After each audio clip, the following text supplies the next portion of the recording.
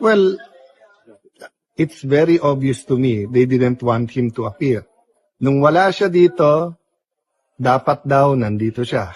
Nung nandito siya, may humabol sa kanya. Ngayon nandito siya, urging to surrender. Okay, so ito ang tanong ko sa mga senador na nag-urge. Pag naglabas ng ICC, ng warrant laban sa mga cabinet members, laban sa mga general natin, laban sa mga progressive leaders that they will accuse of mass graves and everything, payag ba sila na lahat yan, pulutin na lang tapos daling sa Hague? O dapat dumaan sa korte? Senator Bato will surrender if it is a Philippine court that orders his arrest and he is allowed all legal remedies. So, take out the name, Bato. Ako, kahit kalabang ko, kahit a person I don't like, I want him to have all the legal remedies, to exhaust all the legal remedies. So, yun lang payo ko sa kabila. You know, don't be personal.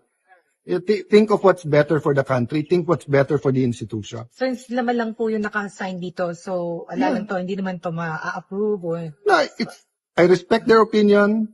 They want to express it that way, di ba? But kitang-kita nyo sa majority yesterday at kita nyo sa action ng iba, pati sa mga NBA agents who went overboard, that they don't want him here. In politics, you don't always want your opponent to be there. But you don't wish them to be shipped off to a foreign country for standing up for his right na dapat Philippine court. This is not a matter whether guilty siya o hindi. In fact, he can be investigated here for the extrajudicial killings.